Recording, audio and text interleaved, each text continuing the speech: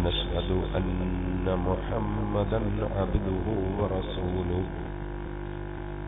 اللهم صل وسلم وبارك على رسولك وحبيبك سيدنا محمد وعلى آل وأصحاب سيدنا ومولانا محمد وعلى جميع الأنبياء والمرسلين ومن اقتدى بهديهم. أما بعد، فأعوذ بالله من الشيطان الرجيم. بسم الله الرحمن الرحيم.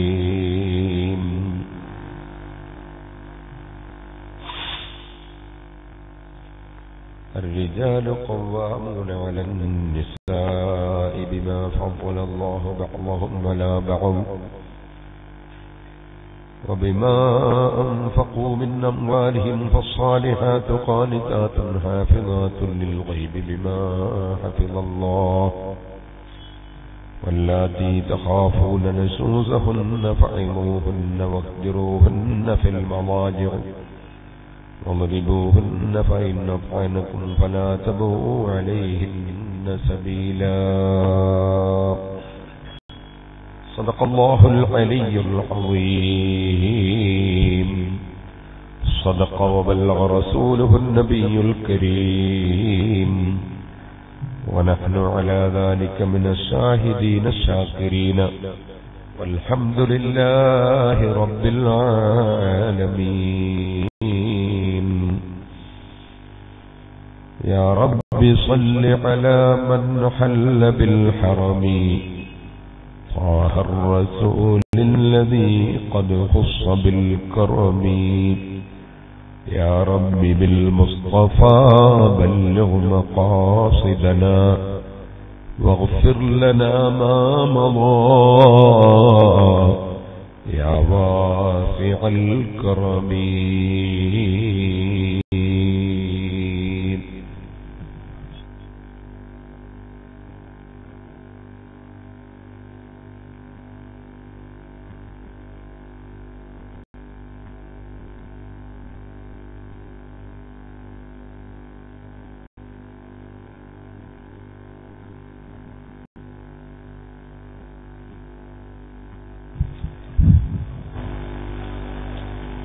ആദരണീയരായ സാദാത്തുക്കൾ, ഉസ്താദുമാർ, പ്രിയപ്പെട്ട സഹോദരീ സഹോദരന്മാർ, സുഹൃത്തുക്കൾ,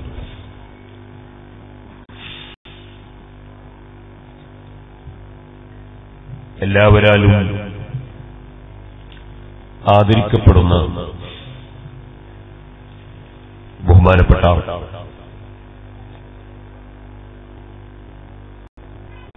സൂഫി ഷഹീദ് അവറുകളുടെയും ഇവിടെ മറവ് ചെയ്യപ്പെട്ട സാദാത്തുക്കളുടെയും സാലിഹീങ്ങളുടെയും അനുസ്മരണ പരിപാടി എന്ന നിലക്ക് വർഷം നടത്തിക്കൊണ്ടിരിക്കുന്ന ഉറൂസ് പരിപാടിയുടെ കൂടെ നടക്കുന്ന മതപ്രസംഗ പരമ്പരയുടെ അവസാന ദിനമാണ് ഇന്ന് എന്ന് ഞാൻ മനസ്സിലാക്കുന്നു. നാളെ ഉറൂസിന്റെ സമാപനവും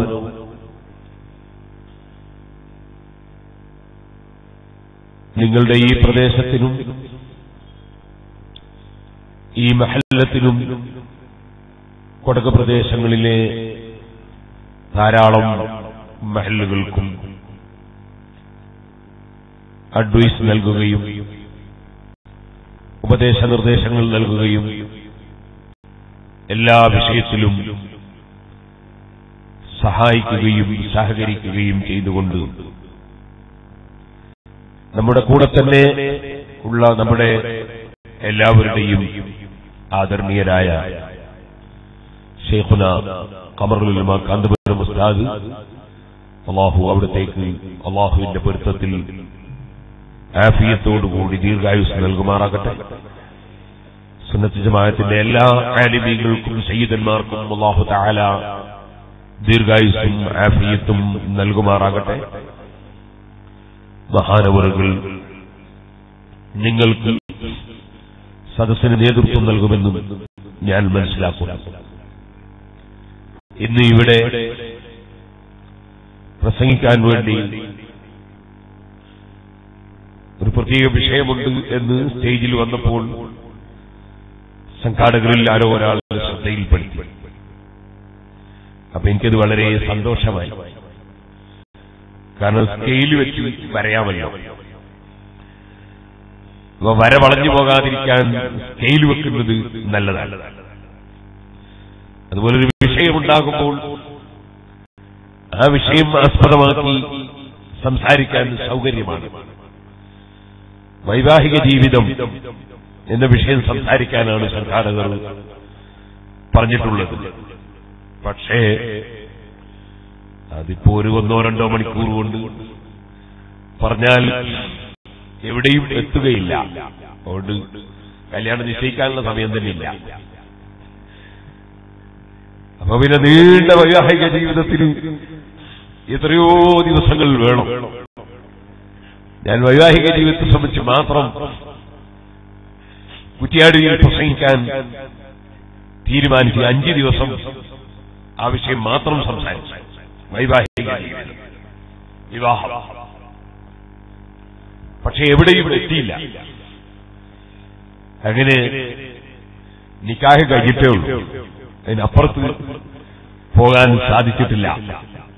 ആ 5 ദിവസത്തെയും സീഡി, ലോകത്ത് ധാരാളം ലക്ഷക്കണക്കിന് സീഡികൾ ആളുകൾ കേട്ടിട്ടുണ്ട്.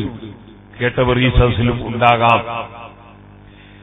അതുകൊണ്ട് വളരെ ചുരുക്കി ആ വിഷയം സംസാരിച്ചുകൊണ്ട് ഞാൻ എന്റെ വാക്കുകൾ നിർത്തും. മൊത്തം തന്നെ ഞാനൊരു അലർജിയുടെ ചെറിയ അസുഖമുള്ള ആളാണ്. അതുകൊണ്ട് വയനാട്ടിലും കൊടകിലും പോകാൻ വലിയ പേടിയാണ്, മടിയാണ്. കാരണം ഇവിടെ വരുന്നതിന് മുമ്പ് എന്റെ മൂക്കടപ്പ് തുടങ്ങിയിട്ടുണ്ട്. ഇനി തിരിച്ചു പോകുമ്പോഴേക്ക് ചെറുടപ്പം കൂടി ഉണ്ടാവുമെന്ന് അറിയില്ല. പക്ഷേ ഈ ഇരുമാട് പ്രദേശത്തും കൊടകിലുള്ള മറ്റ് സാലിഹീങ്ങൾ അന്ത്യവിശ്രമം കൊള്ളുന്ന മറ്റു പ്രദേശങ്ങളിലും പരമാവധി കഴിയുമെങ്കിൽ വരാൻ ശ്രമിക്കാറുണ്ട്. അതുകൊണ്ട് ഒരു തകരാറൊന്നും അല്ലാഹു തആല വരുത്താറില്ല. അതുകൊണ്ട് അല്ലാഹു തആല നമുക്കെല്ലാവർക്കും ആഫിയത്ത് അല്ലാഹു വർദ്ധിപ്പിച്ചു തരുമാറാകട്ടെ. അല്ലാഹു പൊരുത്തപ്പെട്ട കാര്യങ്ങൾ പറയാനും കേൾക്കാനും ഉൾക്കൊണ്ട് ജീവിക്കാനും നമുക്ക് അല്ലാഹു തആല ഭാഗ്യം നൽകുമാറാകട്ടെ.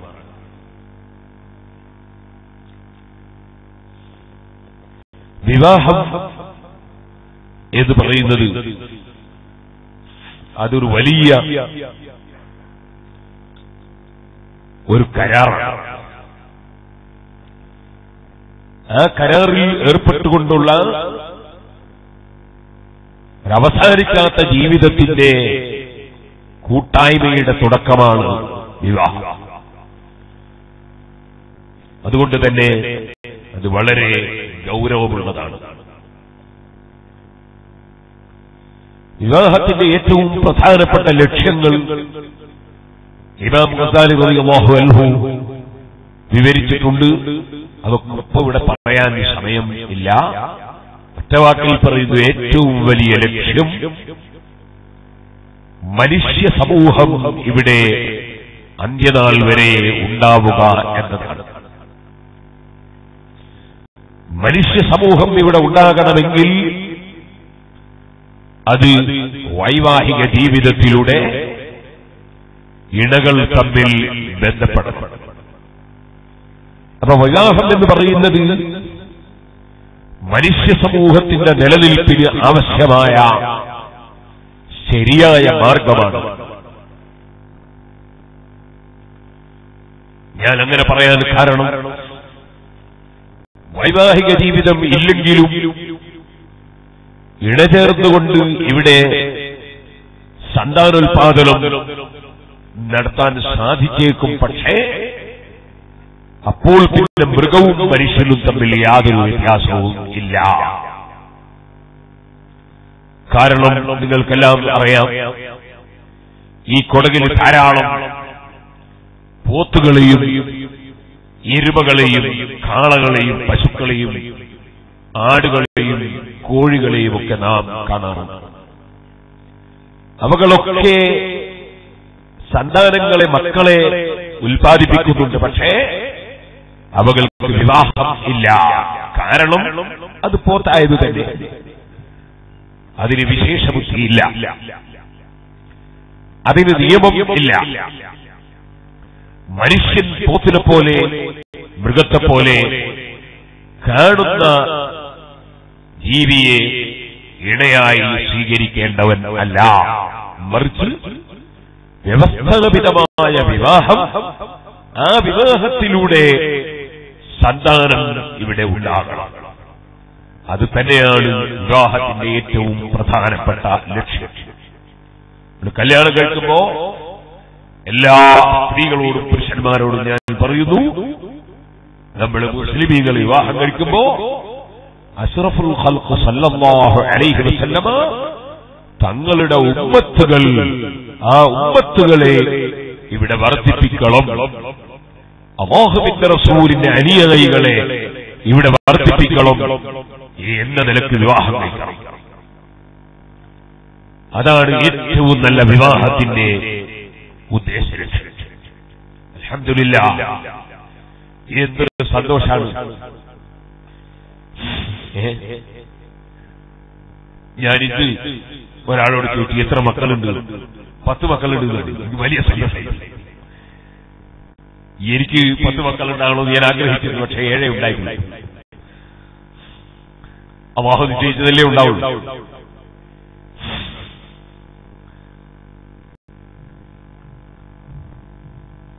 മക്കളുണ്ടാവുക.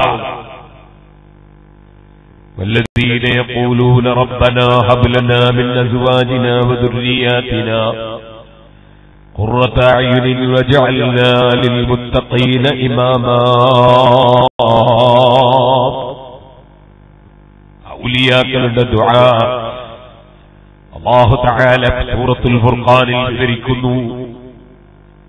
ഞങ്ങളുടെ നാഥാ ഹബ് ലനാ മിൻ അസ്വാജിനാ വദുർരിയാതിനാ ഖുറത അയുനിൻ, ഞങ്ങൾക്ക് സന്തോഷമുണ്ടാക്കുന്ന ഭാര്യമാരെയും സന്താന പരമ്പരകളെയും തരണം അല്ലാഹ്. സന്തോഷമുണ്ടാകുന്ന മക്കളുണ്ടാകണം, സന്തോഷമുണ്ടാകുന്ന ഭാര്യമാരുണ്ടാകണം. ഖൈറു മതാഇഹാ അൽ മർഅതു സ്സാലിഹ, ഈ ഭൂമിയിൽ ഒരു മനുഷ്യന് ലഭിക്കുന്ന ഏറ്റവും സന്തോഷകരമായ കാര്യം അൽ മർഅതു സ്സാലിഹ, സാലിഹത്തുള്ള ഭാര്യയാണെന്ന് മുഹമ്മദുർ റസൂലുള്ളാഹി. ഔലിയാക്കൾ ഏറ്റവും ആഗ്രഹിക്കുന്ന സംഗതിയാണ് നല്ല സാലിഹായ ഭാര്യമാർ, നല്ല സന്തോഷമുണ്ടാവുന്ന മക്കളുകൾ. ഇത് തന്നെയാകണം നമ്മുടെ ബഹുമാനപ്പെട്ട അബ്ദുല്ലാഹ് ഇബ്നു മുബാറക് റളിയല്ലാഹു അൻഹുവിന്റെ ചരിത്രം നിങ്ങൾ കേട്ടിട്ടുണ്ടാകും. മഹാനവറുകളുടെ വീട്ടിൽ 10 ആലിമീങ്ങൾ വന്ന് കയറി. 10 ആലിമീങ്ങൾക്ക് അല്ലാഹുവിന്റെ അടുക്കൽ ബഹുമാനമുണ്ട് എന്നതിൽ ആർക്കും തർക്കത്തിന് അവകാശമില്ല. ഇൽമിന് ബഹുമാനമുണ്ടെന്നതിൽ തർക്കമില്ല. 10 ആലിമീങ്ങൾ വന്ന് കയറി. അവരെ ഒന്ന് സൽക്കരിക്കണം, വിരുന്ന് കൊടുക്കണം. ഒരു സാധനവും വീട്ടിലില്ല വിരുന്ന് കൊടുക്കാൻ. ഒരു കോഴിക്കുട്ടി പോലുമില്ല. ആകെ ഉള്ളത് ഒരു കുതിര. ആ കുതിരയാണെങ്കിൽ യാത്ര ചെയ്യാൻ വേണ്ടി ഉപയോഗിക്കുകയും വേണം. ബഹുമാനപ്പെട്ടവർ ആലിമീങ്ങളെ ബഹുമാനിച്ച് അവരെ സൽക്കരിക്കാൻ വേണ്ടി ഈ കുതിരയെ പിടിച്ച് അറുത്തു ഭക്ഷണം ഉണ്ടാക്കാൻ വേണം. പക്ഷെ ഭാര്യക്കത് ഇഷ്ടപ്പെട്ടില്ല. ഭാര്യ ചോദിച്ച്, നിങ്ങളെന്ത് പണിയാടുത്തത്? കുറച്ച് മൊയ്ലാമാര് കയറി വരുമ്പോ ആകെ യാത്ര ചെയ്യാൻ ഒറ്റ കുതിരയുള്ളൂ, അത് പിടിച്ച് അറക്കലാ. അബ്ദുല്ലാഹ് മുബാറക് റളിയല്ലാഹു വിമർശിച്ചു. അബ്ദുല്ലാഹ് മുബാറക് റളിയല്ലാഹു പറഞ്ഞു, നീ എനിക്ക് ഭാര്യയായിട്ട് വേണ്ട, നീ പൊയ്ക്കോ. അപ്പൊ തന്നെ ഭാര്യനെ ഒഴിവാക്കി. കാരണം അതിഥികളെ സൽക്കരിക്കുക, ബഹുമാനിക്കുക എന്നത് ദീനുൽ ഇസ്ലാമിന്റെ ഒരു കടപ്പാടാണ്. അത് പിന്നെ ആലിമീങ്ങളും കൂടി ആയാലോ അത് പിന്നെ പറയേണ്ടതില്ല, അത് വലിയ കടപ്പാടാണ്. അപ്പോൾ അതിനെ വിമർശിക്കുന്ന പെണ്ണ് എനിക്ക് ഭാര്യയായിട്ട് വേണ്ട.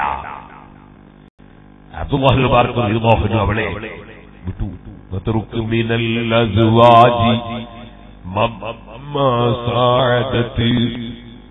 في طاعة واختر عزوبا فاضلا.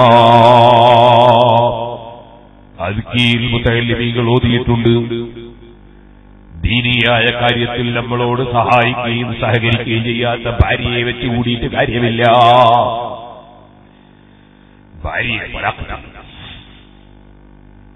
സുബ്ഹാനല്ലാഹ്, കുതിരയും പോയി ഭാര്യയും പോയി, ആരുമില്ല.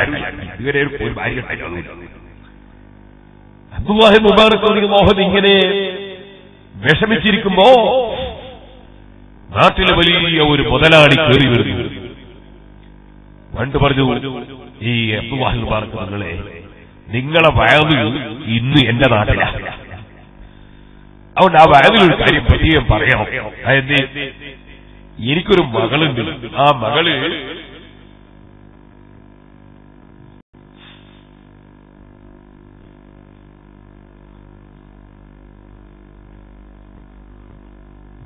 മകളുടെ ഉമ്മ മരണപ്പെട്ടു പോയി. ആ ഉമ്മ മരണപ്പെട്ട വേദനയും ദുഃഖവും എന്റെ മകളെ മനസ്സിൽ പോന്നില്ല. അവൾക്കിങ്ങനെ ഇടക്കിടക്ക് ദിവസം ഏതെങ്കിലും ഒരു സമയത്ത് കുപ്പായം പറിച്ച് കീറും, നിലത്ത് വീട് ഉരുളും. ഇങ്ങനത്തെ ചില കളികളുണ്ടല്ലോ ചില പെണ്ണുകമാര്, എന്തെങ്കിലും മുസീബത്ത് വന്നാൽ. അങ്ങനെ അവള് വല്ലാത്ത ദുഃഖത്തിലും വലിയ ടെൻഷനിലുമായിട്ട് ഷർട്ടും തുണിയൊക്കെ പറിച്ചു കീറുന്നു. ഇന്ന് നിങ്ങൾ ഞങ്ങളുടെ നാട്ടിൽ വയത് പറയുമ്പോ ഈ എന്റെ മകളുടെ മനസ്സൊന്ന് അലിഞ്ഞു കിട്ടാൻ നിങ്ങൾ വയതിൽ സൂചിപ്പിക്കണം. അബ്ദുല്ലാഹി മുബാറക് റളിയല്ലാഹു അൻഹു വയതിൽ പോയി. അവിടെ ചെന്ന് സ്റ്റേജിൽ കയറിയപ്പോ അതാ മുസീബത്ത് വന്നാൽ ക്ഷമിക്കേണ്ട ആവശ്യകത. ഒരാൾ മരിച്ചുപോയാൽ മരിച്ചതിന്റെ പേരിൽ നെഞ്ചത്തടിക്കുകയല്ല വേണ്ടത്, കുപ്പായം പറിച്ചു കീറുകയല്ല വേണ്ടത്, നിലത്ത് വീണുരുളുകയല്ല വേണ്ടത്, വാവിട്ട് നിലവിളിക്കുകയല്ല വേണ്ടത്. മനസ്സിൽ ദുഃഖമുണ്ടെങ്കിൽ കരഞ്ഞു പോകാം, അതിൽ തെറ്റില്ല. കണ്ണിൽ നിന്ന് വെള്ളം ഒലിച്ചു പോകുന്നതിൽ തെറ്റില്ല, അത് സ്വാഭാവികമാണ്. നമ്മുടെ ഈ പ്രദേശങ്ങൾക്കെല്ലാം ആത്മീയ നേതാവായി അതേ ഒരുപാട് കാലം സേവനം ചെയ്ത താജുൽ ഉലമാ സയ്യിദ് അബ്ദുറഹ്മാൻ അൽ ബുഖാരി ഖദ്ദസല്ലാഹു സിർറഹു മഹാനവറുകൾ വഫാത്തായ വിവരം കേട്ടപ്പോൾ ഞാൻ എന്റെ കണ്ണിൽ നിന്ന് വെള്ളം ഒലിച്ച് ഞാൻ കരഞ്ഞുപോയി. അതേ കരച്ചിൽ ഇപ്പോഴും നമ്മുടെ കണ്ണിൽ നിന്ന് വെള്ളം ഒലിക്കുന്നു. കാരണം അതൊരു വല്ലാത്ത മഹാനായിരുന്നു. നമ്മുടെ ജീവിതത്തിൽ ഒരുപാട് അനുഭവങ്ങൾ നമ്മൾ അനുഭവിച്ചിട്ടുണ്ട്. അവിടുന്ന് വിട്ടുപിരിഞ്ഞുകൊണ്ട് കേട്ടപ്പോൾ വലിയ വേദന തോന്നി, കരഞ്ഞുപോയി. സ്വാഭാവികമാണ്. നബി സല്ലല്ലാഹു അലൈഹി വസല്ലം മകൻ ഇബ്രാഹിം എന്ന കുട്ടി മരണപ്പെട്ടപ്പോൾ നബി സല്ലല്ലാഹു അലൈഹി വസല്ലം കണ്ണിൽ വെള്ളം ധാരധാരയായി ഒഴുകിയതായി ഹദീസിലുണ്ട്. അത് അലിവുള്ളവർക്കും നല്ല മനസ്സുള്ളവർക്കും അത് സംഭവിക്കും. ഇന്നലെ ഞാൻ കൂറത്ത് തങ്ങളുടെ പള്ളിയിൽ അവിടെ പ്രസംഗമുണ്ടായിരുന്നു. തങ്ങളെ റൂമിൽ വെച്ച് തങ്ങൾ ബാപ്പയുടെ മരണത്തെ സംബന്ധിച്ച് എന്നോട് സ്വകാര്യം പറഞ്ഞു. ഞാൻ നേരത്തെ കർണാടകയിലെ മുടിപ്പൂയിലുള്ള ബഷീർ എന്നോട് പറഞ്ഞിട്ടുണ്ട്, ബഹുമാനപ്പെട്ട താജുൽ ഉലമ വഫാത്താകുന്ന ദിവസം ഞാൻ താജുൽ ഉലമയെ കാണാൻ പോയി. വഫാത്താകുന്ന ദിവസം അത് മനസ്സിലായിട്ട് പോയതല്ല. ചെന്ന് നോക്കുമ്പോൾ, റൂമിന്റെ ഉള്ളിൽ കയറി നോക്കുമ്പോൾ വല്ലാത്ത സുഗന്ധം, ഒരു അത്തറിനുമില്ലാത്ത സുഗന്ധം. സുബ്ഹാനല്ലാഹ്, മഹാന്മാരായ ആളുകൾ മരണപ്പെടുന്ന സമയത്ത് അല്ലാഹുവിന്റെ റഹ്മത്തിന്റെ മലക്കുകൾ സ്വർഗത്തിൽ നിന്ന് സുഗന്ധം കൊണ്ടുവരുമെന്ന് ഹദീസിൽ വന്നിട്ടുണ്ട്. വല്ലാത്ത സുഗന്ധം. പച്ചസാലും പതിച്ചിട്ട് തങ്ങളിങ്ങനെ കിടക്കുന്നു. ആരോടും മിണ്ടുന്നില്ല. പക്ഷേ ദിക്റിങ്ങനെ ചൊല്ലുന്നു. ആവർത്തിച്ച് ദിക്റ് ചൊല്ലുന്നു. ആ ദിക്റ് ചൊല്ലുന്ന രംഗം കണ്ടപ്പോൾ ഇമാം ഗസാലി റളിയല്ലാഹു അൻഹുവിന്റെ വഫാത്തിനെ കുറിച്ച് ഞാൻ കേട്ടിട്ടുണ്ട്. അതെനിക്ക് ഓർമ്മ വന്നു. അങ്ങനെ ഞാൻ നിങ്ങളുടെ ഡ്രൈവർ അബ്ദുറഹ്മാനെ വിളിച്ചു. ഞാൻ തങ്ങളവറുകൾ അതാ വളരെ അവസാനമാണെന്ന് തോന്നുന്നു എന്ന് സൂചിപ്പിക്കുന്ന വാക്ക് പറഞ്ഞു എന്ന് എന്നോട് ബഷീർ പറഞ്ഞു. എന്റെ ഡ്രൈവർ എന്നോടന്ന് പറഞ്ഞിരുന്നു, ബഷീർ വിളിച്ചിട്ടുണ്ട്, തങ്ങൾക്ക് സുഖമില്ലാതെ പറഞ്ഞിട്ടുണ്ട്. ഉടനെ തന്നെ തങ്ങളുടെ ഡ്രൈവർ തങ്ങളെ വിളിച്ചു. തങ്ങളുടെ ഡ്രൈവറും ഒരു തങ്ങളാണ്. ആ ചെറുപ്പക്കാരനായ തങ്ങളെ എന്റെ ഡ്രൈവർ വിളിച്ചു. എന്താണ് താജുൽ ഉലമയുടെ അവസ്ഥ എന്ന് ചോദിച്ചപ്പോ ക്ഷീണം കൊണ്ട് ഗ്ലൂക്കോസ് കൊടുക്കുന്നുണ്ട്, വേറെ ഒന്നുമില്ല എന്ന് പറഞ്ഞതെന്നോട് ഡ്രൈവർ പറഞ്ഞിരുന്നു.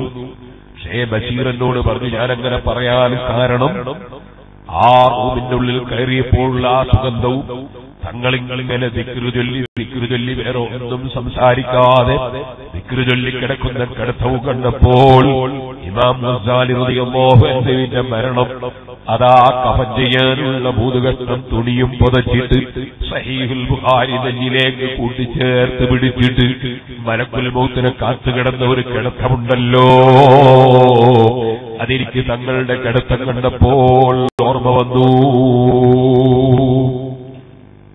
അതുകൊണ്ടാണ് ഞാൻ നിങ്ങളെ ഡ്രൈവറെ വിളിച്ചത് എന്ന് ബഷീർ പറഞ്ഞു. എന്നാൽ ഇന്നലെ തങ്ങളവറുകൾ കണ്ണിൽ നിന്ന് തങ്ങളവറുകൾ കണ്ണിൽ നിന്ന് വെള്ളമൊലിപ്പിച്ചുകൊണ്ട് എന്നോട് പറഞ്ഞു, ബാപ്പ എന്റെ മടിയിൽ കിടന്നു.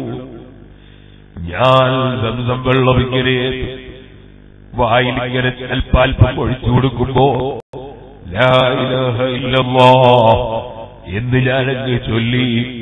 ലാ ഇലാഹ ഇല്ലല്ലാഹ് എന്ന് ചൊല്ലിക്കഴിയലും ബാപ്പയുടെ വഫാത്തും കഴിഞ്ഞു.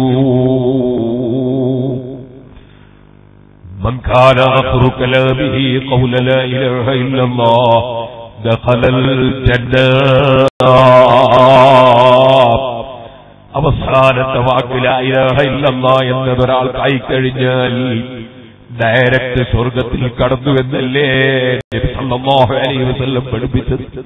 അല്ലാഹുവേ, മഹാനായ താജുൽ ഉലമയെ സ്നേഹിച്ചവരും ബഹുമാനിച്ചവരുമാണ് ഞങ്ങളെല്ലാവരും. അവിടുത്തെ ബറക്കത്ത് കൊണ്ട് ഞങ്ങൾക്കും ലാ ഇലാഹ ഇല്ലല്ലാഹ് ആ ദിക്റ് ചൊല്ലി മരിക്കാൻ ഭാഗ്യം തരണേ അല്ലാഹ്.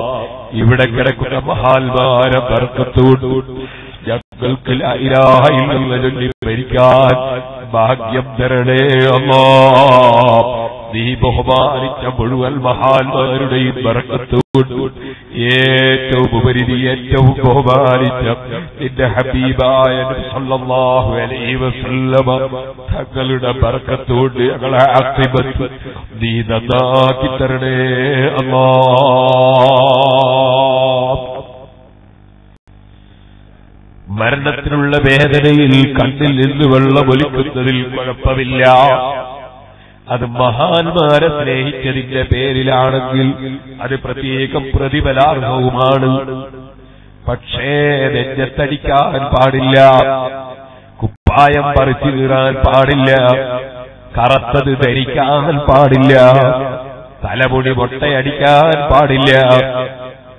സാധാരണ മൊട്ടയടിച്ചുകൂടാന്നല്ല, മരിച്ച വകയെ കറുത്ത ഇട്ടുകൂടാന്നല്ല. കറുത്ത ഇട്ട് ഒരുപാട് ആളുണ്ട് ഇവിടെ, എന്തൊരു കുഴപ്പമില്ല. മരിച്ച വകയെ കറുത്ത ഇടാൻ പാടില്ല, മരിച്ച വകയിൽ മൊട്ടടിക്കാൻ പാടില്ല, മരിച്ച വകയിൽ കൂക്കുളിക്കാൻ പാടില്ല.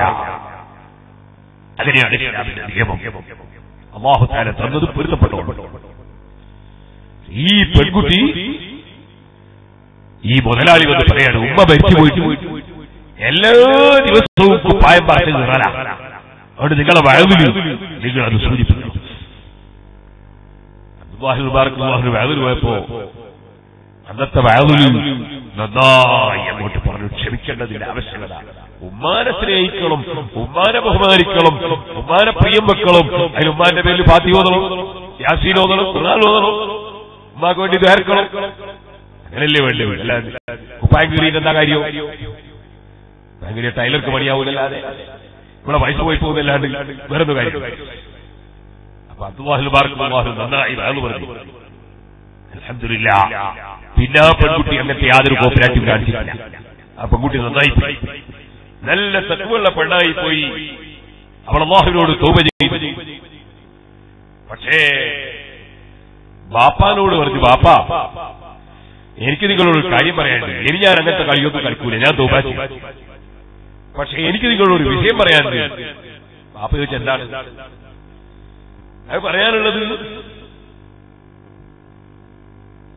നിങ്ങൾ എന്നോട് കുറെ ദിവസമായി പറയുന്നു, വലിയ വലിയ പൈസക്കാരൊക്കെ എന്നെ കല്യാണം പറയുന്നുണ്ട്, എന്നെ വിവാഹം കഴിക്കാൻ നോക്കുന്നുണ്ട്, പലരും പെങ്കെട്ട് പറയുന്നുണ്ട്. എനിക്കൊരു കാര്യം പറയാനുണ്ട്. എന്താണ്? ലാ തുസബ്ബിജിനി ഇല്ലാ മിൻ അംസാരി അബ്ദുല്ലാഹി ബിനുൽ മുബാറക്. അബ്ദുല്ലാഹി ബിനുൽ മുബാറക് റളിയല്ലാഹു അൻഹുവിനെ പോലെ ജനങ്ങൾ ഹിദായത്താകാൻ വഴിയാകുന്ന ഒരു ആലിമിനല്ലാതെ എന്നെ നിങ്ങൾ വിവാഹം ചെയ്തു കൊടുക്കാൻ പാടില്ല. പണമൊക്കെ അല്ലാഹ് നമുക്ക് ധാരാളം തന്നിട്ടുണ്ട്, അവിടെ പണം നോക്കിയിട്ട് പിന്നാലെ പോണ്ട. മറിച്ച് നല്ല ഇൽമും തഖ്വയുമുള്ള ഒരു ആലിമിന് എന്നെ നിങ്ങൾ വിവാഹം ചെയ്തു കൊടുക്കണം. സുബ്ഹാനല്ലാഹ്. ബഹുമാനപ്പെട്ട അബ്ദുല്ലാഹി ഇബ്നുൽ മുബാറക് റളിയല്ലാഹു അൻഹുവിനെ നോക്കി ഈ പണക്കാരൻ വരികയാണ്. വന്നിട്ട് പറയുന്നു, ഓ അബ്ദുല്ലാഹി ഇബ്നുൽ മുബാറക് തങ്ങളെ, എന്റെ മകള് നിങ്ങളെ പ്രസംഗം കേട്ട് ഹിദായത്തിലേക്ക് വന്നതിന് ശേഷം അവള് പറയുന്നു, അതാ എനിക്ക് അബ്ദുല്ലാഹി മുബാറക്കിനെ പോലുള്ള ഒരു പണ്ഡിതനല്ലാതെ വേറെ ആരെയും നിങ്ങൾ വിവാഹത്തിന് തരേണ്ടെന്ന് പറയുന്നു. എന്റെ മകൾ മുമ്പ് വിവാഹം കഴിച്ചിട്ടില്ലാത്ത പെണ്ണാണ്, നിങ്ങൾ നേരത്തെ വിവാഹം കഴിച്ച ആളാണ്, ഭാര്യയെ തലാഖ് ചൊല്ലിയ വ്യക്തിയാണ്. എന്റെ മകൾ മുമ്പ് വിവാഹം നടന്നിട്ടില്ല, പണത്തിന് എനിക്കൊരു കുറവുമില്ല. അതുകൊണ്ട് നിങ്ങൾ എനിക്കൊരു കാര്യം ചെയ്യണം, എന്റെ മകളുടെ ഭാവി നിങ്ങൾ ഏറ്റെടുക്കണം, നിങ്ങൾ എന്റെ മകളെ വിവാഹം കഴിക്കണം. ബഹുമാനപ്പെട്ട അബ്ദുല്ലാഹി ഇബ്നുൽ മുബാറക് റളിയല്ലാഹു അൻഹു ചിന്തിക്കുന്നു, എന്തിനാണ് ആ പെൺകുട്ടി എന്നെ തെരഞ്ഞെടുത്തത്? എന്തിന്റെ പേരിലാണ്? അത് ആ പെണ്ണിന്റെ ദീന് സംരക്ഷിക്കപ്പെടണമെന്ന ഒറ്റ ഉദ്ദേശത്തോടുകൂടിയല്ലേ, ആഖിറം രക്ഷപ്പെടാനല്ലേ. അതുകൊണ്ട് ഞാൻ അതിനനുകൂലിച്ചാൽ പടച്ച റബ്ബിന്റെ അടുക്കൽ എനിക്ക് പ്രതിഫലം കിട്ടുമെന്ന നിലക്ക് മഹാനായ അബ്ദുല്ലാഹി മുബാറക് റളിയല്ലാഹു അൻഹു പണം കണ്ടിട്ടല്ല. ഒരിക്കലും തന്നെ ഉഖറവിയായ പണ്ഡിതന്മാർ പണം കണ്ടിട്ട് അതിന്റെ പിന്നാലെ പോകൂല. അവര് ദീനിന് മാത്രമേ വില കൽപ്പിക്കൂ, ആഖിറത്തിനെ വില കൽപ്പിക്കൂ. അബ്ദുല്ലാഹി ഇബ്നുൽ മുബാറക് റളിയല്ലാഹു അൻഹു ആ പെൺകുട്ടിയെ വിവാഹം കഴിക്കാൻ തീരുമാനിക്കുന്നു. സുബ്ഹാനല്ലാഹ്, വിവാഹം നടക്കുന്നു. അബ്ദുല്ലാഹി ഇബ്നുൽ മുബാറക് റളിയല്ലാഹു അൻഹുവിന് വലിയ സാമ്പത്തികമായ വലിയ വസ്തുക്കൾ, ഒരുപാട് സ്വത്തുക്കൾ അമ്മോശൻ കൊടുത്തേക്കുന്നു. ഇവിടെ ശരിക്കും മനസ്സിലാക്കണം, അബ്ദുല്ലാഹി ഇബ്നുൽ മുബാറക് റളിയല്ലാഹു അൻഹു ഒരു നയാകാശ് സ്ത്രീധനം ചോദിച്ചിട്ടില്ല, സ്ത്രീധനം വാങ്ങിയിട്ടില്ല. അമ്മോശൻ പൊരുത്തപ്പെട്ട് കൊടുത്തേച്ചത് മഹാനവറുകൾ മടക്കിയിട്ടുമില്ല. വിവാഹത്തെക്കുറിച്ച് പറയുമ്പോ ആദ്യം തന്നെ പറയട്ടെ, വിവാഹം ഒരു കച്ചവടമാക്കണം. കല്യാണം കഴിക്കുമ്പോ ഇവിടെ ഒക്കെ ഉണ്ടോന്ന് എനിക്കറിയില്ല, എങ്ങനത്തെ അറയായിരിക്കും എന്ന് ചോദിക്കുന്ന ചില സ്ഥലങ്ങളുണ്ട്. തേക്കിൻ്റെതാണോ, വീട്ടിൻ്റെതാണോ, അല്ലെങ്കിൽ പ്ലാവിൻ്റെതാണോ, അതിന്റെ ആശാരി തൃശ്ശൂർക്കാരനാണോ, എറണാകുളത്തുകാരനാണോ, അറന്റെ ബഹുമാനം നോക്കി കല്യാണം കഴിക്കുന്ന ചിലര് അവര് പെണ്ണിട്ടുന്നവരല്ല, അറകത്തുന്നവരാണ്. വേറെ ചിലര് പൊന്നു കെട്ടുന്നവരുണ്ട്. എത്ര പൊന്നു എന്നാണ് അവരെ ചോദ്യം. അവരും പെണ്ണ് കെട്ടുന്നവരല്ല, അവർ പൊന്നു കെട്ടുന്നവരാണ്. വേറെ ചിലര് എത്ര തെങ്ങ്, എത്ര തൈ, എത്ര കാപ്പി, എത്ര എസ്റ്റേറ്റ്, എത്ര റൂം, എത്ര വാഹനം എന്നൊക്കെ ചോദിച്ച് കല്യാണം കഴിക്കുന്നവരുണ്ട്. അൽഹംദുലില്ലാഹ്, എനിക്ക് 7 മക്കളുണ്ട്. ആദ്യം പറഞ്ഞു 5 ആമക്കളാണ്. 2 കുട്ടികളെ കല്യാണം കഴിച്ചിട്ടുണ്ട്. എന്ത് കൊടുക്കുമെന്ന് ഒരു വിഷയത്തെക്കുറിച്ച് ഞാൻ ചോദിച്ചിട്ടില്ല. പൊന്നിനെ കുറിച്ചും ചോദിച്ചില്ല, ഒരു സാധനം പറ്റി ചോദിച്ചില്ല. എന്ത് കൊടുക്കും ഞാൻ ചോദിച്ചിട്ടില്ല. അതുകൊണ്ട് ഞാൻ ഉരുണ്ട് വീണുപോയോ? എന്തിന് ഈ ദുനിയാവിനെ പൂരിക്കാൻ നടക്കണം? എല്ലാ സുഖവും തരുന്നവൻ അല്ലാഹുവല്ലേ. പണമുള്ളതുകൊണ്ട് സുഖമുണ്ടാവും, പണമുള്ളതുകൊണ്ട് സുഖകേടായ എത്ര ആൾക്കാരുണ്ട്. പണമുള്ളതുകൊണ്ട് സുഖം ഉണ്ടാവില്ല.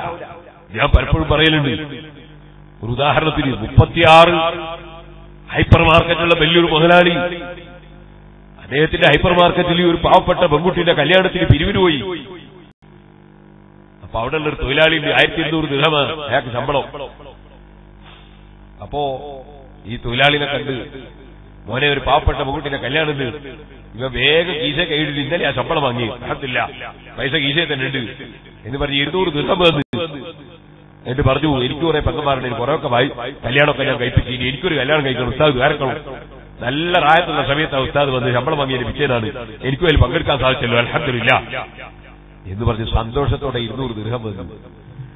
പിന്നെ ഇയാളെ മുതലാളിയെ കാണാൻ വേണ്ടി പോയി, കുറെ മണിക്കൂർ കാത്തിരുന്നു. അവസാനം എല്ലാം കൂടി തുറന്നിട്ടി പോയി ഇരുന്ന് കുറച്ച് കഴിഞ്ഞാൽ അയാൾ വന്നിട്ടിയതിനു ശേഷം ഇയാളോട് വിഷയം പറഞ്ഞപ്പോ, ഉസ്താദേ ഞാനൊരു പുതിയ ഹൈപ്പർ മാർക്കറ്റ് തുറക്കാൻ വേണ്ടി ഈ എത്ര കാലമായി ശ്രമിക്കുന്നതറിയോ, വാടക കൊടുക്കുന്ന 7 മാസമായി ഇതുവരെ തുറക്കാനായിട്ടില്ല, വല്ലാത്ത വിഷമത്തിലാണ് ഇപ്പോ. അവിടെ ഇൻഷാ അല്ലാഹ് കല്യാണമൊക്കെ നിശ്ചയിച്ചു കൊണ്ട് അങ്ങോട്ട് എത്തിയിട്ട് നിങ്ങൾ പറയും സാധിക്കട്ടെ ഞാനും പങ്കുചേരും എന്നൊരു 5 പൈസ തരാൻ നിങ്ങൾ നടക്കുമ്പോ തോന്നിപ്പോയി മറ്റേ കുട്ടി തന്നെ 200 ഇവനിക്ക് കൊടുത്താലോ തോന്നിപ്പോയി. കാരണം 36 ഹൈപ്പർ മാർക്കറ്റ് അവിടെ തുറന്നു കിടക്കുന്നുണ്ട്, ഇതിന് തുറക്കാത്തതിനെ പറ്റി മാത്രമേ ഇവന്റെ മനസ്സിൽ ഓർമ്മയുള്ളൂ. ഇങ്ങനത്തെ വല്ലാതെ ഞെരുക്കം പിടിച്ച ചില മുതലാളിമാർ, ലോകത്ത് ഏറ്റവും ഞെരുക്കം പിടിച്ച ഏറ്റവും മാനസിക രോഗികളായ മുതലാളിമാർ, അവർക്കൊരു സമാധാനമില്ല. അതേ സമയത്ത് ഇന്നൽ ഗനിയ ഹുവൽ ഗനിയ ബിനഫ്സിഹി ലൈസൽ ഗനിയ ബിമാലിഹി വജമാലിഹി. ശഫീ ഇമാം റളിയല്ലാഹു അൻഹു പറഞ്ഞു, യഥാർത്ഥ ഐശ്വര്യക്കാരൻ മനസ്സിന് സമാധാനമുള്ളവനാണ്. മനസ്സിന് സമാധാനം വേണം. മുതലാളിമാരൊക്കെ മോശക്കാരല്ല. അത്താജിറു സദൂഖുൽ അമീൻ മഅൽ നബിയ്യീന വസ്സദീഖീന വസ്സുഹദാ. വിശ്വസ്തരായി സത്യവാനായി ബിസിനസ് നടത്തുന്ന മുതലാളിമാർ അവർ അമ്പിയാക്കളെ കൂടെയാണ്, സുഹദാക്കളെ കൂടെയാണ്, സാലിഹീകളെ കൂടെയാണ്. പക്ഷേ തഖ്വയുള്ള മുതലാളിമാരാകണം. അപ്പോൾ അവർക്ക് റബ്ബിന്റെ അടുക്കൽ വലിയ സ്ഥാനമുണ്ട്. അതേ സമയത്ത് ബഹീരന്മാരായി പോകരുത്, ദുനിയാവിനെ പൂജിക്കുന്നവരാകരുത്. സുബ്ഹാനല്ലാഹ്. നിങ്ങൾ ഓർക്കണം, ഇപ്പൊ പറയാൻ സമയമില്ല. ഒരിക്കലും തന്നെ പണം കരുതിയിട്ട് പെണ്ണ് കെട്ടരുത് ചെറുപ്പക്കാരെ. മറിച്ച് സാലിഹത്തായ ഭാര്യയെ കിട്ടണം. ആ ചിന്തയിൽ വിവാഹം കഴിക്കണം. അബ്ദുല്ലാഹി ഇബ്നുൽ മുബാറക് റളിയല്ലാഹു അൻഹു ഒരു പണവും ചോദിച്ചിട്ടില്ല, പക്ഷേ കൊടുത്തേക്കുകയാണ്. അമ്പോസൽ ഒരുപാട് പണം കൊടുത്തേക്കുകയാണ്. അതിന്റെ പുറമേ എ ക്ലാസ് 10 കുതിരകളെയും അബ്ദുല്ലാഹി ഇബ്നുൽ മുബാറക് റളിയല്ലാഹു അൻഹുവിന് അമ്പോസൽ കൊടുത്തേക്കുന്നു. പൊരുത്തപ്പെട്ടിട്ട് ആരെന്ത് തന്നാലും വാങ്ങുന്നതിന് വിരോധമില്ല. ഹദിയ മടക്കേണ്ടതില്ല, ഹദിയ മടക്കാൻ പാടില്ല. ഹദിയ എന്തിനാ പറയാ? ബഹുമാനിച്ച് തരുന്നതിനാണ് ഹദിയ എന്ന് പറയാ. ഹദിയ മടക്കാൻ പാടില്ല. അപ്പൊ ഹദിയായിട്ട് കൊടുത്തയച്ചപ്പോ മഹാനവറുകൾ അതൊക്കെ സ്വീകരിച്ചു. ഹദിയയും സദഖയും സക്കാത്തും തമ്മിൽ വ്യത്യാസമുണ്ട്. സക്കാത്ത് എന്ന് പറഞ്ഞാൽ പ്രത്യേകം ചില സ്വത്തുക്കളിൽ പ്രത്യേകം ഒരു ഓഹരി കൊല്ലത്തിലൊരു പ്രാവശ്യം കൊടുക്കുന്നതാണ് സക്കാത്ത്. അത് പ്രത്യേകം 8 വിഭാഗത്തിൽപ്പെട്ട ആളുകൾ ആരാണോ ഉള്ളത് അവർക്ക് കൊടുക്കാം. അതേസമയത്ത് സദഖ അങ്ങനല്ല. സദഖ നമുക്ക് മുസ്ലിമീകൾക്കും കൊടുക്കാം, അമുസ്ലിമീകൾക്കും കൊടുക്കാം, തങ്ങന്മാർക്കും കൊടുക്കാം, തങ്ങളല്ലാത്തവർക്കും കൊടുക്കാം. അങ്ങനെയാണ് സദഖ. സക്കാത്ത് അങ്ങനല്ല. സക്കാത്ത് തങ്ങന്മാർക്ക് കൊടുക്കാൻ പറ്റില്ല, അമുസ്ലിമീകൾക്കും കൊടുക്കാൻ പറ്റൂല. ഞാൻ തങ്ങന്മാർ ആദ്യം പറഞ്ഞത് അമുസ്ലിമിക്ക് കൊടുത്തുകൂടാ ഒരു വർഗീയതയാന്ന് തോന്നുന്നില്ല വിചാരിച്ചിട്ടാ. കാരണം തങ്ങന്മാർക്കും കൊടുത്തുകൂടാ, അത് വർഗീയതല്ലല്ലോ. നമ്മൾ ഏറ്റവും ബഹുമാനിക്കുന്നവരല്ലേ തങ്ങന്മാർ, അവർക്കും കൊടുത്തുകൂടാ. നിയമത്തിന്റെ റൂട്ടിൽ എങ്ങനെ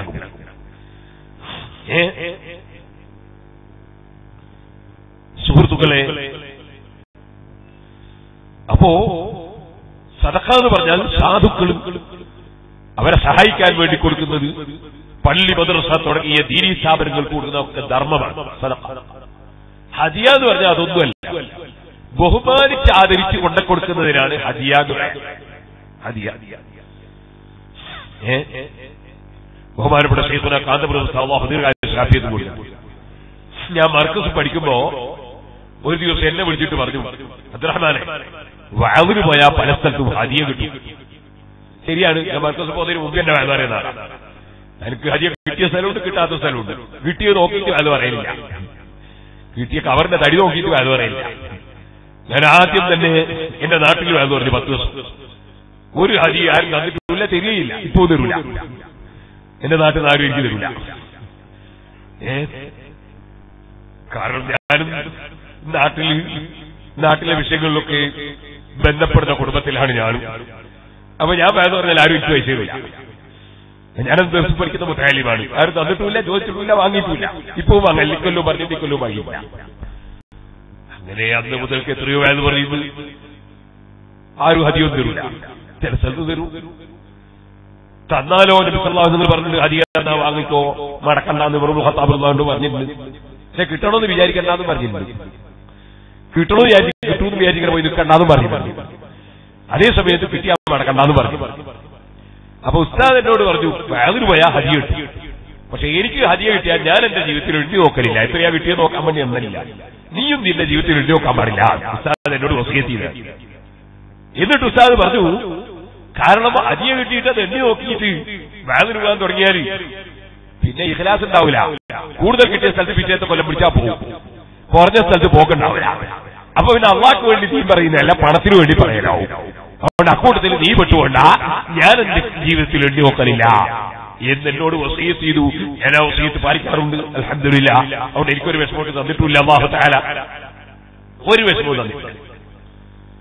ഞാൻ നേരത്തെ പറഞ്ഞില്ലേ, കല്യാണം കഴിക്കുമ്പോൾ ആൺകുട്ടികൾ കല്യാണം കഴിക്കുമ്പോ എത്ര തെരുവെന്ന് ഞാൻ ചോദിച്ചില്ല. പക്ഷെ 2 പെൺകുട്ടികൾക്ക് കല്യാണം കഴിക്കാനുണ്ട്.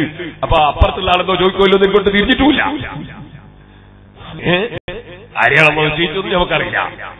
ഞാൻ പറഞ്ഞു വരുന്നത്, നമ്മൾ പണം പൂജിക്കുന്നവരാകരുത്, പണത്തിനെ പൂജിക്കുന്നവരാകരുത്. താഴ്ന്ന ഒരു സാധനമാണ് ദുനിയാവ്. മുന്തിയത് ആഖിറമാണ്, സ്വർഗമാണ്. ആ മുന്തിയ ജീവിതത്തിലേക്ക് കാലെടുത്ത് വെക്കണമെന്ന ചിന്തയിൽ ജീവിക്കണം. അതുകൊണ്ടോ ചെറുപ്പക്കാരെ, വിവാഹം കഴിക്കുമ്പോൾ എത്ര പൊന്ന് കിട്ടും, ഏത് അറ കിട്ടും, ഏത് പറമ്പ് കിട്ടും, ഏത് കാപ്പിത്തോട്ടം കിട്ടും എന്ന് ചിന്തിക്കുന്നതിന് പകരം അതാ ഹബീബായ നബി തങ്ങളുടെ ഉപദേശം, നിങ്ങൾ ദീനുള്ള പെണ്ണിനെ വിവാഹം കഴിച്ച് വിജയം നേടണേ. ദീനുൽ ഇസ്ലാം, തഖ്വയുള്ള പെണ്ണിനെ വിവാഹം കഴിക്കണം. ഈ പെൺകുട്ടി ഒരു ആലിമിനെ അന്വേഷിക്കുന്നത് തഖ്വയുടെ അടിസ്ഥാനത്തിലാണെന്ന് മനസ്സിലാക്കിയതിനാൽ അബ്ദുല്ലാഹ് മുബാറക് റളിയല്ലാഹു അൻഹു പെൺകുട്ടി വിവാഹത്തിന് തയ്യാറായി. കമ്മോശൻ കുറെ ഹദിയ കൊടുത്തപ്പോൾ സ്വീകരിച്ചു. കൂട്ടത്തിൽ 10 കുതിര, എ ക്ലാസ് 10 കുതിര മഹാനവറുകൾ കൊടുത്തയച്ചിരിക്കുന്നു. സുബ്ഹാനല്ലാഹ്. അന്ന് രാത്രിയിൽ കിടന്നുറങ്ങുമ്പോൾ അബ്ദുല്ലാഹി ഇബ്നുൽ മുബാറക് റളിയല്ലാഹു അൻഹു സ്വപ്നത്തിൽ ഒരു ശബ്ദം കേൾക്കാൻ സാധിക്കുന്നു. മഹാനവറുകളോട് ചോദിക്കുന്നു, ലാ യുദിഉ അജ്റൽ മുഹ്സിനീൻ. ഖുർആനിൽ അല്ലാഹു പറഞ്ഞില്ലേ, ഇഖ്ലാസോടുകൂടി പ്രവർത്തിക്കുന്ന ആളുകൾ അവരുടെ പ്രതിഫലം അല്ലാഹു പാഴാക്കൂല. സ്ഥാനമാനത്തിന് വേണ്ടിയല്ല, ജനങ്ങളെ ബഹുമാനിക്കാനല്ല, ജനങ്ങൾക്കിടയിൽ പേരെടുക്കാനല്ല, പണം കിട്ടാനല്ല, പടച്ചവന്റെ പൊരുത്തം മാത്രം ലക്ഷ്യം വെച്ചുകൊണ്ട് പ്രവർത്തിക്കുന്നവർ അവരുടെ പ്രതിഫലം അല്ലാഹു പാഴാക്കൂല. അങ്ങനെ ഖുർആനിലുണ്ടല്ലോ. ഓ അബ്ദുല്ലാഹിൽ മുബാറക് തങ്ങളെ, നിങ്ങൾ 10 ആലിമീങ്ങൾ നിങ്ങളെ വീട്ടിൽ കയറി വന്നപ്പോ ആ ആലിമീങ്ങളെ സൽക്കരിക്കാൻ വേണ്ടി ഒരു കുതിരയെ മാത്രമേ നിങ്ങൾക്കുള്ളൂ. ആ കുതിരയെ അറുത്തിട്ട് നിങ്ങൾ സൽക്കാരം കൊടുത്തു അല്ലേ? നിങ്ങൾ അവിടെ ആലിമീങ്ങളെ ബഹുമാനിക്കുക എന്നതാണ് ചിന്തിച്ചത്. അങ്ങനെ നിങ്ങൾ കുതിരയെ അറുത്തിട്ട് സൽക്കാരം കൊടുത്തു അല്ലേ? അതിന്റെ പേരിൽ നിങ്ങളെ ഭാര്യയും നഷ്ടപ്പെട്ടുവല്ലേ? എന്നാൽ നിങ്ങളുടെ ആ പ്രായം ചെന്ന് പ്രായം ചെന്ന പെണ്ണിന് പകരം കന്യകത്വം നീങ്ങാത്ത കന്യകയായ പെൺകുട്ടിയെ, നല്ല ഭംഗിയുള്ള തറവാടിത്തമുള്ള പെൺകുട്ടിയെ തെക്കുവയുടെ പേരിൽ നിങ്ങൾക്ക് ഞാൻ പകരം തന്നില്ലേ? ഒരു കുതിരക്ക് പകരം 10 കുതിരകളെ ഞാൻ പകരം തന്നില്ലേ?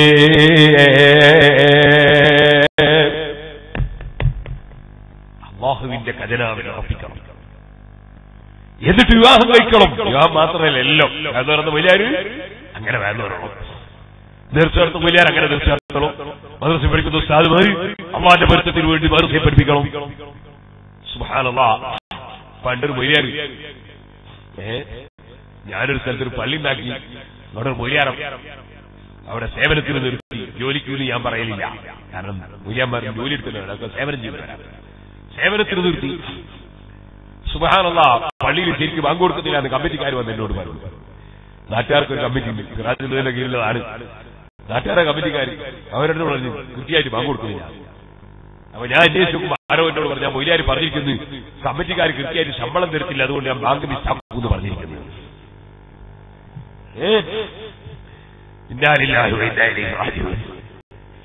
അങ്ങനെ ഒരൊറ്റ മുതഅല്ലിമും ഒരു മുഅല്ലിമും ഒരു മുസ്ലിയാരും അങ്ങനെയായി പോകരുത്. അല്ലാഹുവിന്റെ ദീനിനു വേണ്ടി സേവനം ചെയ്യണം, പടച്ചവന്റെ പൊരുത്തത്തിനു വേണ്ടി സേവനം ചെയ്യണം, അല്ലാതെ പണത്തിനു വേണ്ടി സേവനം ചെയ്യരുത്. ഇത് ഞാൻ പറഞ്ഞതുകൊണ്ട് എന്റെ സദസ്സിൽ എത്രയോ മഹല്ല് ജമാഅത്തിന്റെ പ്രസിഡന്റുമാരും സെക്രട്ടറിമാരും ഖജാഞ്ചിമാരൊക്കെ ഉണ്ടാകും. അല്ലാഹു എല്ലാവർക്കും ബർക്കത്ത് ചെയ്യട്ടെ. ഞാൻ ഇവിടെ വന്നപ്പോൾ ഇവിടുത്തെ പ്രസിഡന്റിനെ കണ്ടു, സെക്രട്ടറിയെ കണ്ടു, ഖജാഞ്ചിയെ കണ്ടു. ഖജാഞ്ചി നോക്കുമ്പോൾ ഷർവാനി പള്ളിയിൽ വെച്ച് പഴയ കാലത്ത് വലിയ പരിചയമുള്ള ആളാണ്. അല്ലാഹു തആല എല്ലാവർക്കും പടച്ചവന്റെ പൊരുത്തത്തിൽ അല്ലാഹു തആല ഖൈറിന് തൗഫീഖ് നൽകട്ടെ. എല്ലാ മഹല്ല് ജമാഅത്തിന്റെ ഭാരവാഹികൾക്കും അല്ലാഹു തആല ഖൈറും ബറക്കത്തും എല്ലാ ജമാഅത്തുകളിലും നൽകുമാറാകട്ടെ. ഓ മുഅ്മിനീങ്ങളെ, ഞാനിത് പറയുന്നത് കേട്ടിട്ട് നിങ്ങൾ ആരും മുസ്ലിയാമാരെ ശമ്പളം കുറക്കരുത് കേട്ടോ. ശമ്പളമൊക്കെ കൂട്ടിക്കൊടുക്കണം. അത് നിങ്ങളോടും പറയാണ്, എല്ലാ മുസ്ലിയാമാർക്കും ശമ്പളം കൂട്ടിക്കൊടുക്കണം. ഞാൻ എന്റെ ജീവിതത്തിൽ ഇന്നുവരെ ശമ്പളം പറ്റിയിട്ടില്ല. അതുകൊണ്ട് ധൈര്യത്തോടെ തന്നെ ഞാൻ പറയാണ്, ഞാൻ 23ഓളം കൊല്ലമായി ദർസ് നടത്തുന്നുണ്ട്. ആ ദർസ് അതാ രാജീവ് ഗാന്ധിയെ കൊല്ലപ്പെടുന്നതിന്റെ 2 ദിവസം മുമ്പ് മഹാനായ കാന്തപുരം ഉസ്താദും അവേലത്ത് തങ്ങളും പുല്ലൂക്കര ഉസ്താദും വന്ന് തുടങ്ങിത്തന്ന ദർസാണ്.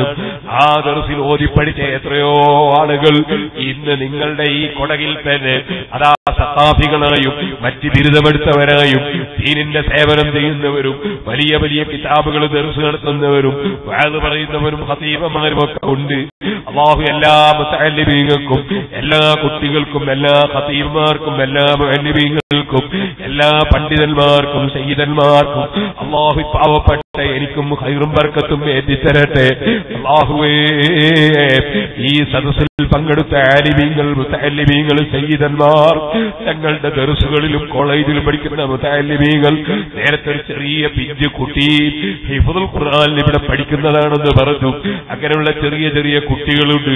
അവരുടെ എല്ലാം നന്മ കൊണ്ട് ഞങ്ങളുടെ ആഖിബത്ത് നീ നന്നാക്കി തരണം റഹ്മാനേ.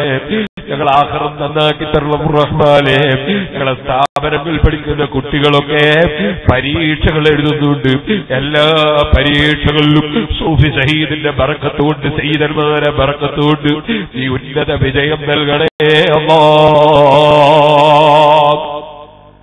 ഞാൻ സർവ മുസ്ലിം സഹോദരന്മാരോടും പറയുന്നു, അതാത് പ്രദേശത്തുള്ള മഹല്ല് ജമാഅത്തുകളുമായി എല്ലാ മുസ്ലിമീങ്ങളും സഹകരിക്കണം. എന്നിട്ടോ എല്ലാവരും നന്നായി സഹകരിക്കുമ്പോ നമ്മളെ സമുദായത്തിലുള്ള പണ്ഡിതന്മാരുടെ അഭിമാനം കാത്തു സൂക്ഷിക്കാൻ നമുക്ക് കഴിയും. പണ്ഡിതന്മാർക്ക് നല്ല മാനമായ ശമ്പളം കൊടുക്കണം. അങ്ങനെ ശമ്പളം കൊടുത്താലേ അവർക്ക് മാനമായി ജീവിക്കാൻ കഴിയൂ. അല്ലെങ്കിൽ ഒരു പെൺകുട്ടിയെ വിവാഹം കഴിക്കുന്ന സമയത്ത്, ഒരു വീട് നിർമ്മിക്കുന്ന സമയത്ത് അവർ വല്ലാതെ ബേജാറായി അവസാനം യാചിക്കാൻ ഇറങ്ങേണ്ട സാഹചര്യം വന്നു പോകും. അത് നമ്മളെ സമുദായം നമ്മുടെ പണ്ഡിതന്മാരെ യാചനക്കിറക്കരുത്. നമ്മുടെ പണ്ഡിതന്മാർക്ക് ഇസ്സത്ത് നൽകേണ്ടത് നമ്മുടെ സമുദായമാണ്. അതിന് സമുദായം ശ്രദ്ധിക്കേണ്ടതുണ്ട്. അതിനെല്ലാവരും ഒത്തൊരുമിച്ച് ഐക്യത്തോടെ എല്ലാ നാടുകളിലും നമ്മൾ ഐക്യത്തോടെ സഹകരിച്ച് നമ്മുടെ ഇസ്സത്ത് കാത്തു സൂക്ഷിക്കണം. പറയുമ്പോ അതൊക്കെ പറയണല്ലോ, അതുകൊണ്ട് പറഞ്ഞതാ. ഇത് പറഞ്ഞാൽ ഏറ്റവും കൂടുതൽ നാൾ ഞാനാ. കാരണം 788 ആൾക്ക് ശമ്പളം കൊടുക്കുന്നുണ്ട്. ഞാൻ 788 ആൾക്ക് ശമ്പളം കൊടുക്കണം സിറാജുലുദ്ദീന്റെ കീഴിൽ. പക്ഷേ അല്ലാഹുവിന്റെ മേൽ തവക്കുലാക്കി കൊടുക്കുന്നു. ഒരൊറ്റ മാസവും അവധി തെറ്റിക്കേണ്ട ഒരു ആവശ്യം അല്ലാഹു തആല തന്നിട്ടില്ല.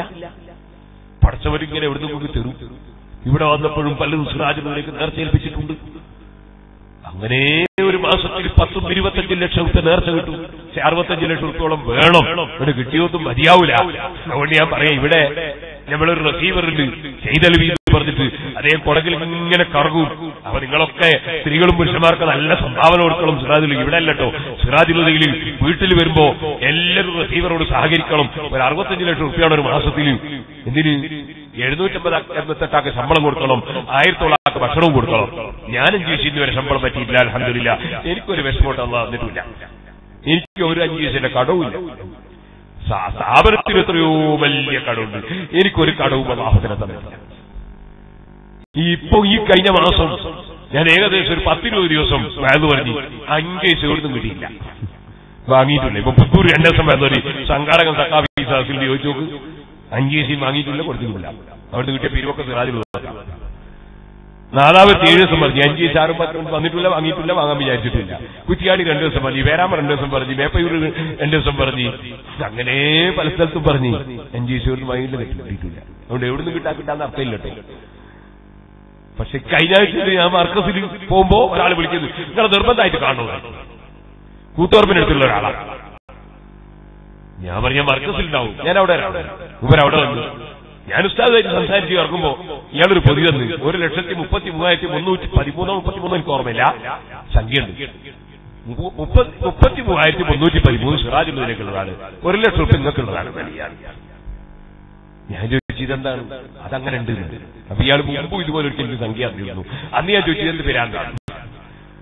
അപ്പൊ ഇയാൾ എന്നോട് പറഞ്ഞു, ഞാൻ ബിസിനസ് നടത്തുന്നുണ്ട്, ആ ബിസിനസ്സിൽ ചെറിയൊരു അംശം നിങ്ങൾക്ക് ഞാൻ എന്റെ മനസ്സോട് നിയത്താക്കിയതാണ്, നിങ്ങൾ വാങ്ങിയേ പറ്റിയത്. ആയിക്കോട്ടെ, ഞാനും പറഞ്ഞു എനിക്ക് ബിസിനസ് അറിയൂടെ, കച്ചവടം അറിയില്ല. അല്ല എവിടെയാ ബിസിനസ് ഒന്നും അറിയില്ല, കച്ചവടം അറിയില്ല. അപ്പൊ അല്ലാഹു തആല അവന്റെ കഥനം വിശാലമാണ്. ഇത് ഞാൻ പറഞ്ഞെന്തിനറിയോ? പെണ്ണ് കെട്ടുമ്പോ ചെറുപ്പക്കാർ വേണ്ടാന്ന് പറയാൻ ചില കാരണവന്മാര് വിടൂല. അതുകൊണ്ട് കാരണവന്മാരോട് പറഞ്ഞാണ് ദുന്യാവ് നോക്കിയിട്ട് പെണ്ണെട്ടിക്കണ്ട, അള്ളാഹുവിനെ കണ്ടിട്ട് സാലിഹത്തായ പെൺകുട്ടിയെ കിട്ടണമെന്ന് മനസ്സിലാക്കി വിവാഹം കഴിക്കണം. വിവാഹത്തിന്റെ മാനദണ്ഡം നബി സല്ലല്ലാഹു അലൈഹി വസല്ലമ തങ്ങൾക്ക് ഉമ്മത്തുകൾ ഉണ്ടാവുക, സാലിഹായ ഉമ്മത്തുകളുടെ നല്ല മക്കൾ, നല്ല ഭാര്യ, നല്ല ഭർത്താവ്, നല്ല മക്കളുണ്ടാവുക. അതുകൊണ്ടാണ് ബഹുമാനപ്പെട്ട ഉമർ ഇബ്നുൽ ഖത്താബ് റളിയല്ലാഹു അൻഹു പാലിൽ വെള്ളം ചേർക്കാൻ വേണ്ടി ഉമ്മ പറഞ്ഞപ്പോ അതിന് കൂട്ടാക്കാതെ ഉമർ ഇബ്നുൽ ഖത്താബ് ഉറക്കിലാണെങ്കിലും അല്ലാഹ് ഉറങ്ങുന്നുണ്ടോ ഉമ്മ, അല്ലാഹ് ഉറങ്ങുന്നുണ്ടോ ഉമ്മ. നമ്മൾ പാലിന് വെള്ളം ചേർത്താൽ അല്ലാഹ് കാണൂല ഉമ്മ, അല്ലാഹുവിന്റെ കോടതിയിൽ എന്ത് ചെയ്യും ഉമ്മ എന്നൊരു പെൺകുട്ടി ഒരു ചെറ്റപ്പുരയുടെ ഉള്ളിൽ വെച്ച് പറയുന്നത് കേട്ടപ്പോ ആ ചെറ്റപ്പുര മാർക്ക് ചെയ്തിട്ട് ഉമർ ഇബ്നുൽ ഖത്താബ് തങ്ങൾ വീട്ടിൽ വന്നിട്ട് ആൺമക്കളെ ഒരുമിച്ച് കൂട്ടി ചോദിച്ചില്ലേ, അല്ലാഹുവിനെ പേടിക്കുന്ന ഒരു പെൺകുട്ടിയെ വിവാഹം കഴിക്കാൻ നിങ്ങളുണ്ടോ?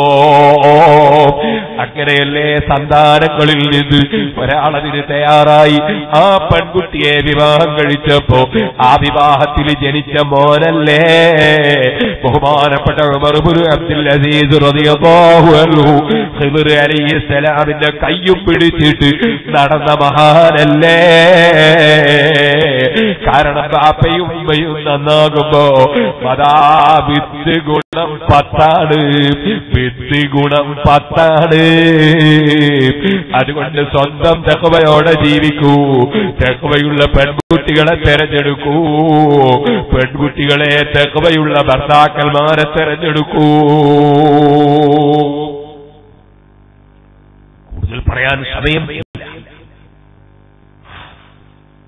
പ്രസംഗം നീണ്ടത് കേൾക്കാൻ എത്രയോ ആയിരക്കണക്കിന് സീഡികളുമുണ്ട്. സൂറത്തുൽ ഫാത്തിഹ, സൂറത്ത് യാസീൻ മുതൽക്ക് കഴിഞ്ഞ കൊല്ലം പ്രസംഗിച്ച സൂറത്തുൽ ലുഖ്മാൻ 7 ദിവസം നാദാവത്ത് പ്രസംഗിച്ചു. തീരാണ്ടായപ്പോ 5 ദിവസം പിന്നെ കുറ്റിയാടിക്കൊണ്ടേ പ്രസംഗിച്ചു. നാദാവത്ത് ഒരു സംഘടനയുടെ പേരും പറഞ്ഞില്ല. മുജാഹിദിനെയും ജമാഅത്തിനെയും സലഫിനെയും ജമാഅത്ത് ഇസ്ലാമിനെയും ഒന്നും പറഞ്ഞില്ല. നാദാവത്ത് വെറും വയത് മാത്രം. ഒരു സംഘടനയുടെ പേരും പറഞ്ഞില്ല. കാരണം അവിടെ ഭക്ഷണം കൊടുത്താൽ മതി, മരുന്നിന്റെ ആവശ്യമില്ല. മരുന്നുണ്ടാവുമ്പോഴാണ് ഇത് ഇന്ന രോഗത്തിൽ പറയേണ്ടി. കുറ്റിയാടി അത് പോരാ. കുറ്റിയാടിയിൽ ഞാൻ ചെല്ലുമ്പോ 11 മഹല്ല് സുന്നിക്ക് ഒറ്റ പള്ളിയില്ല, ഒരു മദ്രസയില്ല. മഖ്ബറൊക്കെ അടിച്ച് പൊട്ടിച്ച് തകർത്ത് കളഞ്ഞതാണ്. അവിടെ കുറച്ച് മരുന്ന് വേണം. അതുകൊണ്ട് 5 ദിവസം അവിടെ പ്രസംഗിച്ചത് പ്രത്യേകം സുന്നി ആചാരങ്ങൾ സൂറത്തുൽ ലുഖ്മാനിലൂടെ എല്ലാത്തിന്റെ തെളിവ് അതിൽ പറഞ്ഞ 5 ദിവസം സുന്നി ആചാരങ്ങളെ തെളിവ്. അതേസമയത്ത് 7 ദിവസത്തെ പ്രസംഗം പ്യൂർ വാല്യൂ. അതിൽ പിന്നെ അത്തരം വിഷയങ്ങളൊന്നും കാണിച്ചിട്ടില്ല. അങ്ങനെ 12 ദിവസത്തെ വാല്യൂ. ഈ കൊല്ലം സൂറത്തുൽ കഹ്ഫ് 7 ദിവസം നാദാവത്ത് പ്രസംഗിച്ചു, തീർന്നില്ല. അങ്ങനെ പിന്നീട് 3-4 സ്ഥലത്ത് പ്രസംഗിച്ച് അങ്ങനെ 15ഓളം ദിവസം പ്രസംഗിച്ചിട്ട് തീർത്തു. അതിൽ ഒന്നാമത്തെ ഭാഗം 7 ദിവസത്തിൽ ഇപ്പൊ ഇറങ്ങിയിട്ടുണ്ട്. വേണമെങ്കിൽ നിങ്ങൾക്ക് കിട്ടും. 2 ദിവസം പ്രസംഗിച്ചു. അതിന്റെ CD നിങ്ങൾക്ക് കിട്ടും. അതുപോലെ ഒരു പ്രസംഗമുണ്ട് എന്തിനു സുന്നിയാകണം. അത് പ്രസംഗിച്ചത് ഒതായിയിൽ വെച്ചാണ്. ഒതായി എന്ന് പറഞ്ഞാൽ സുബ്ഹാനല്ലാഹ് ആദ്യമായിട്ട് പെണ്ണുങ്ങൾ ജുമാക്ക് പോയ നാട്. 930 കൊല്ലം മുമ്പ് ഞാൻ അവിടെ വയലിന് പോയി. വയൽ പറയാൻ പോയപ്പോ അവിടെ ഇറങ്ങാൻ വിട്ടില്ല. അവിടുത്തെ മുജാഹിദുകൾ പറഞ്ഞ് ഇവിടെ കാല് കുത്താൻ വിടൂല. പിന്നെ നമ്മുടെ തക്കരം പോകുമ്പ് തല കുത്തിയിട്ട് വയൽ പറയാൻ കഴിയും. അപ്പൊ ഞാൻ മടങ്ങിപ്പോന്നു. കാല് കുത്താൻ വിടൂല, മടങ്ങിപ്പോന്നു. തല കുത്തിയിട്ട് വയൽ പറയാൻ കഴിയൂലല്ലോ. പിന്നെ നമ്മൾ ഭീകരവാദികളല്ലല്ലോ. നമ്മൾ പിന്നെ അവരെ എതിർത്ത് അടിച്ച് കുത്തുണ്ടാക്കി അങ്ങനെ ഭീകരവാദവും ഞമ്മക്കില്ല. പോലീസുകാർ പറഞ്ഞാല് പോലീസുകാർ പറയുമ്പോൾ നിയമം പാലിക്കുന്നവരാണ് നമ്മൾ. നമ്മൾ നിയമം കയ്യിലെടുക്കുന്ന തീവ്രവാദവും ഭീകരവാദവും വർഗീയവാദവും ഒന്നും മുസ്ലിമിയൊക്കെ ഉണ്ടാകാൻ പറ്റില്ല. അതുകൊണ്ടല്ലേ മടങ്ങിപ്പോന്നു. പക്ഷേ അതിന്റെ ശേഷം SSFും SOSും ഒക്കെ പ്രവർത്തിച്ച് വളർത്തി. അൽഹംദുലില്ലാഹ് ഇക്കൊല്ലം റബീഉൽ അവ്വൽ മാസത്തിൽ റസൂലുള്ളാഹിന്റെ മദ്ഹ് പറയാൻ വേണ്ടി, മൗലിദിന്റെ ബഹുമാനം പറയാൻ വേണ്ടി ഒതായിൽ പോയി. അപ്പോഴേക്ക് മുജാഹിദ് പൊട്ടിപ്പിളർന്ന് 10-12 കഷ്ണായി പോയി. ജിന്നൂരി, ബൾബൂരി പല കേസുമായി മുജാഹിദ് പൊട്ടിപ്പിളർന്ന് അവരെ നാട്ടിൽ മുഴുവൻ ചിന്നിച്ചിതറിപ്പോയി. അൽഹംദുലില്ലാഹ് ഞാനവിടെ പോയി വയല് പറഞ്ഞു. ആ വയലുകൾ എന്തിനു സുന്നിയാകണം. അതിൽ ഞാനിങ്ങനെ വായിച്ചു കേൾപ്പിച്ചു കൊടുത്ത് 2007 അവരെ മാസിക അൽമനാർ അതിൽ പറയുന്നത് അല്ലാഹുവിന് 2 കൈയുണ്ട്, പക്ഷേ 2 വലത്താണ്, ഇടത്ത് കൈ ഇല്ല. അതേ സാധനത്തിൽ 2010 പറയുന്നു അല്ലാഹുക്ക് ഇടത്ത് കൈ ഉണ്ട്, ഇടത്തെ കൈയിലാണ് ആകാശം ഭൂമി അല്ലാഹു തആല ചുരുട്ടിപ്പിടിക്കാൻ. ഞാൻ ചോദിച്ചിങ്ങനെ 2 കൊല്ലം കൊണ്ട് അല്ലാഹുക്ക് ഇങ്ങനെ മാറ്റം വന്നത്. അതൊക്കെ ആ സീഡിയിൽ നിങ്ങൾക്ക് കേൾക്കാം. ഞാൻ വായിച്ചു പറയുന്നത് എന്തിനു സുന്നിയാകണം എന്ന് വേണം. ഇവിടെ പിന്നെ അൽഹംദുലില്ലാഹ് സുന്നികളല്ലാതെ ഉറൂസിന് വരില്ല എന്ന് ഉറപ്പല്ലേ. ഇവിടെ പിന്നെ അതിന്റെ ഒന്നും ആവശ്യമില്ല. അതുകൊണ്ട് അതിലേക്ക് നമുക്ക് വിവാഹം തന്നെ പറയാം. സഹോദരന്മാരെ, ആ വിവാഹം കഴിക്കുന്ന സമയത്ത് പടച്ചവന്റെ പൊരുത്തം കരുതി വിവാഹം കഴിക്കണം. നിക്കാഹിന്റെ സദസ്സിൽ സുന്നത്തി ജമാഅത്തിന്റെ ആലിമീങ്ങളും തങ്ങന്മാരും ഇജാബത്ത് കിട്ടുന്നവരൊക്കെ ഉണ്ടാകുന്നത് നല്ലതാണ്. അതൊക്കെ ഞാൻ വിവാഹത്തെക്കുറിച്ച് പ്രസംഗിച്ച പ്രസംഗത്തിൽ വിശദമായി പറഞ്ഞിട്ടുണ്ട്. ഈ അടുത്തൊരു സംഭവം ഉണ്ടായി. കേരളത്തിലെ വ്യവസായ മന്ത്രി PK കുഞ്ഞാലിക്കുട്ടി സാഹിബ് അദ്ദേഹം ഒരു യോഗം വിളിച്ചു. എല്ലാ പണ്ഡിതന്മാരുണ്ട്, സുന്നികളിൽപ്പെട്ട എല്ലാ സംഘടനയിലുള്ള പണ്ഡിതന്മാരുണ്ട്, മുജാഹിദിന്റെ എല്ലാ കഷ്ണവുമുണ്ട്. ജമാഅത്തുകാരുണ്ട്, എല്ലാരെയും കൂട്ടിയിട്ട് യോഗം വിളിച്ചു. ഏറ്റൊരു ചർച്ച. ആ ചർച്ചയിൽ ശരീഅത്തുൽ ഇസ്ലാമിന്റെ വിഷയങ്ങളുമായി ബന്ധപ്പെട്ട പല സംഗതികളാണ്. അതിൽ നമ്മളെ ഭാഗത്തുനിന്ന് ബഹുമാനപ്പെട്ട ഉസ്താദ് പറഞ്ഞേച്ചു കൊടുത്തിട്ടുള്ളതായിരിക്കും ഞാൻ മനസ്സിലാക്കുന്നു. പങ്കെടുത്തത് മർക്കസിലെ മുദരിസും സമസ്ത കേരള ജമിയത്തുലമയുടെ മുശാവറയിലെ അംഗവും ഡോക്ടറേറ്റ് എടുത്ത ആളും എല്ലാ ഭാഷയും ഒരുപോലെ സംസാരിക്കാൻ കഴിയുന്ന ആളുമായ എന്റെ ജൂനിയറാണ്, പക്ഷെ എന്നെക്കാളൊക്കെ വലിയ കഴിവുള്ള ആളാണ് ചുള്ളിക്കോട് സഖാഫി. അദ്ദേഹത്തെ അല്ലാഹു തആല അദ്ദേഹത്തിന് നമുക്ക് എല്ലാ പണ്ഡിതന്മാർക്കും അല്ലാഹു തആല ഖൈറും ബർക്കത്തും ചെയ്യട്ടെ. അദ്ദേഹം പോയി പങ്കെടുത്തു. സുബ്ഹാനല്ലാഹ്, ഒരു മൗലവി അങ്ങനെയാണല്ലോ ഈ പുത്തൻവാദികളിൽ എവിടെ ചെന്നാലും കറ്റവായ നീരിക്കാതിരിക്കൂല. അപ്പൊ ഒരു മൗലവി അതൊക്കെ ശരി, പക്ഷേ ഇതെന്തിനാണ് ഒരു ചൊല്ലിക്കൊടുക്കൽ? വിവാഹത്തിന് എന്തിനാണ് ഒരു ചൊല്ലിക്കൊടുക്കൽ? ഒരു പുരോഹിതൻ വരിക, എന്നിട്ട് തലയെക്കെട്ടും കെട്ടി അയാളിങ്ങനെ ചൊല്ലിക്കൊടുക്കുക,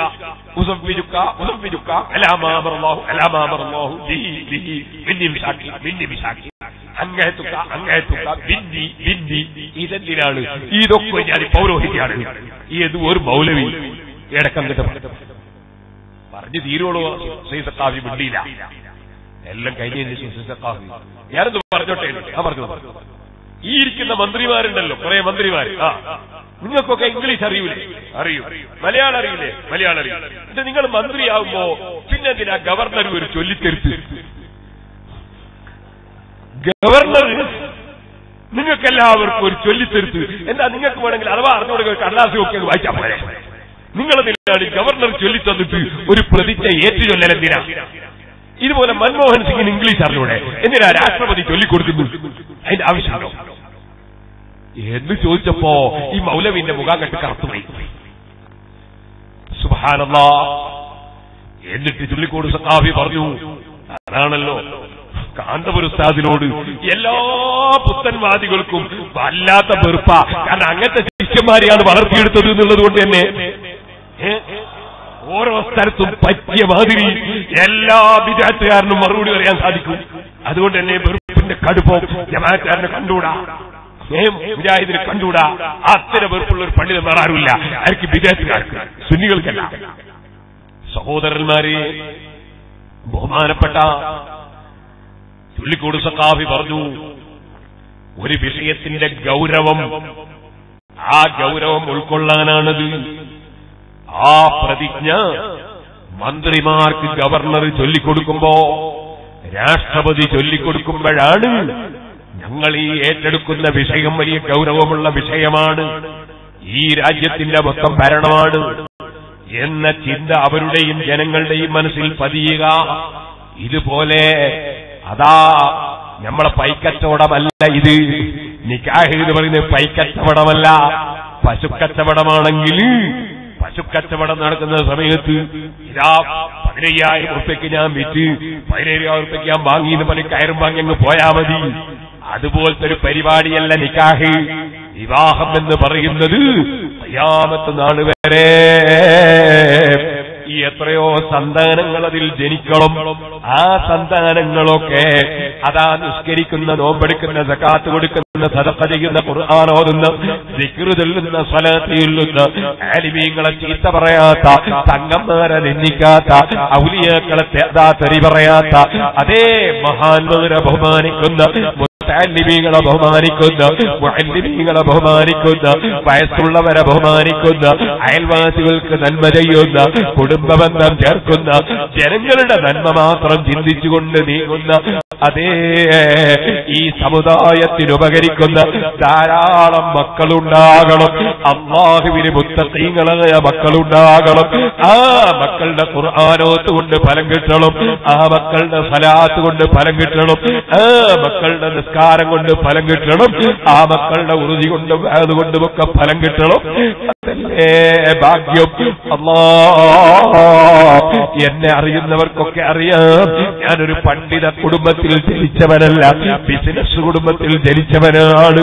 പക്ഷേ എന്റെ ബാപ്പ എന്നെ ദർസിൽ പറഞ്ഞതിനാൽ പടച്ചറബേ ബാപ്പയുടെ ഖബർ നീ സന്തോഷത്തിലാക്കണേ അല്ലാഹ്, എന്റെ ഉമ്മയുടെ ഖബർ നീ സന്തോഷത്തിലാക്കണേ അല്ലാഹ്.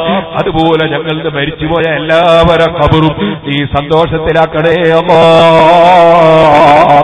ഞാൻ ചോദിക്കട്ടെ, ഈ മഹാത്മാരുടെ ഹദ്റത്തിൽ ഈ സയ്യിദന്മാരുടെ കൂടെ എനിക്ക് പങ്കെടുക്കാൻ കഴിഞ്ഞത് എന്റെ ബാപ്പ എന്നെ ദർസിലയച്ചത് കൊണ്ടല്ലേ? ബാപ്പക്ക് ഈ മജ്‌ലിസിൽ വെച്ചുള്ള ദുആ കിട്ടിയത് എന്നെ ദർസിലയച്ചത് കൊണ്ടല്ലേ? അതുകൊണ്ട് ഓ ഉമ്മമാരെ, മാർച്ച് മാസമാണ്, കുട്ടികൾ പരീക്ഷ എഴുതുകയാണ്. 10ാം ക്ലാസ് പരീക്ഷ പാസ്സായി നല്ല മാർക്കോടെ ജയിക്കുമ്പോ നിങ്ങളെ മക്കളെ നിങ്ങൾ അതാ ദേവാ കോളേജിലേക്ക് അയക്കൂ, ദർസിലേക്ക് അയക്കൂ. അവരെ ആലിമീകളാകട്ടെ. കുറ്റ്യാടിയിൽ ദേവാ കോളേജിൽ പഠിക്കുന്ന 100 കണക്കിന് കുട്ടികളുണ്ട്. ഞാൻ ജലാലിന് ഓതി കൊടുക്കുന്ന മക്കള് അവര് ഡിഗ്രിക്ക് പഠിക്കുന്നവരാണ്. ഞാൻ സഹീഹുൽ ബുഖാരി ഓതി കൊടുക്കുന്ന കുട്ടികൾ ഡിഗ്രി കഴിഞ്ഞ് PGക്ക് പഠിക്കുന്നവരാണ്. 2 വിദ്യാഭ്യാസം ഒരേ സമയത്ത് നേടുകയാണ്.